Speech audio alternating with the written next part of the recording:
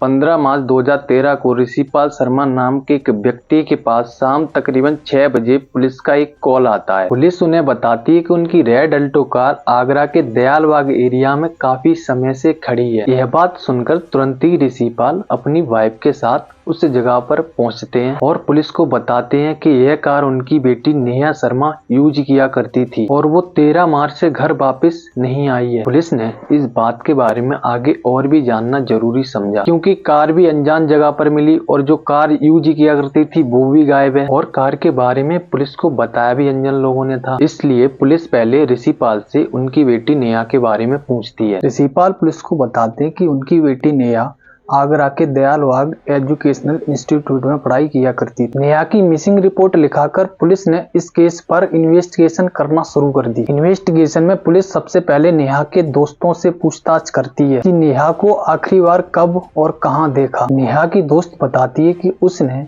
आखिरी बार नेहा को biology lab में जाते हुए देखा था। उसके बाद उन्हें नहीं पता उसके साथ क्या हुआ क्या नहीं। पुलिस ने जब बायोलॉजी लैब में जाके देखा तो पुलिस के पैरों तले जमीन ही खिसक गई। पुलिस ने देखा नेहा खून में लटपट, दोनों हाथ बंधे हुए। ऐसा लगता है पहले नेहा के साथ दरिंदगी की गई है, फिर उसको काट काट कर मारा गया है। इसके बाद पुलिस नेहा की बॉडी को पोस्टमार्टम के लिए भेज देती है और पूरी बायोलॉजी लैब अंडर इन्वेस्टिगेशन कर लेती है। उसके बाद जब पुलिस कॉलेज के स्टाफ और बाकी स्टूडेंटों से पूछताछ करती है, उनमें से एक लड़की पुलिस को बताती है कि आपको उदय स्वरूप से पूछताछ करनी चाहिए। दयालबाग कॉलेज के चेयरमैन उदय स्वरूप के नाना होते हैं और वो उसके अलावा IAS ऑफिसर भी होता है। उदय से पुलिस पूछताछ तो करती है मगर उतनी सख्ती के साथ नहीं कर पाती है। मगर जितनी पुलिस पूछताछ करती है उसमें उदय ये कह देता है कि वो नेहा को नहीं जानता। उसके IAS ऑफिसर होने की वजह से पुलिस उससे ज्यादा सख्ती के साथ पूछताछ नहीं कर पाती है। हर तरफ से शक सिर्फ उदय पर ही जा रहा था, मगर पुलिस के पास अभी तक कोई ठोस सबूत नहीं होता है जिस वजह से वो उदय को अरेस्ट नहीं कर सकते थे। पुलिस नेहा के पेरेंट्स से पूछती है कि नेहा ने कभी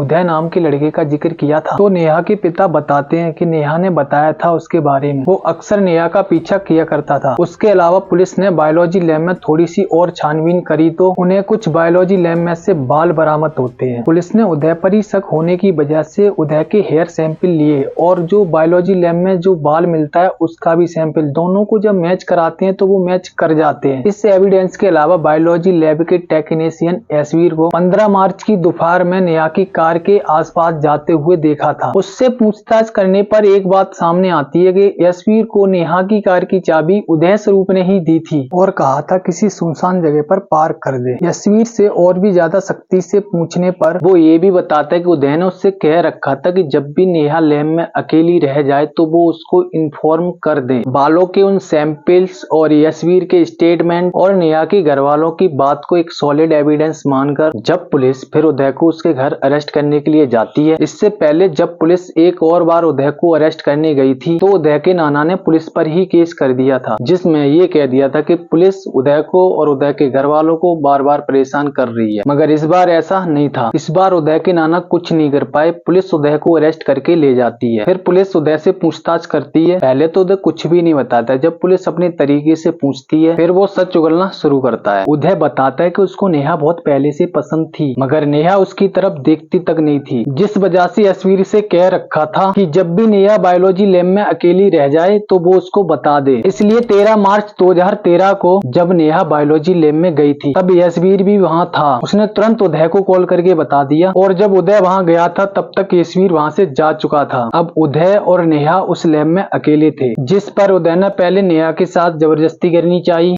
तो नेहा खुद को बचाने की कोशिश करने लगी, मगर अफसोस बचा ना सकी। उदय पहले नेहा के हाथ बांधता है, फिर उसके साथ दरिंदगी करता है और फिर उसको कांच से काटकर मार देता है। इतना सब उदय के करने के बावजूद उदय के नाना उदय को बचाने की कोशिश करते हैं, हालांकि बचा नहीं पाते क्योंकि सच सच होता है और झूठ झूठ। उदय और यशवीर को दोनों को जेल हो जाती है। हालांकि इन्हें साल 2 साल बाद बेल भी मिल जाती है, लेकिन नेहा के पापा हाईकोर्ट में अपील कर देते हैं और इन्हें फिर से जेल हो जाती है। फिलहाल ये दोनों जेल में ही हैं।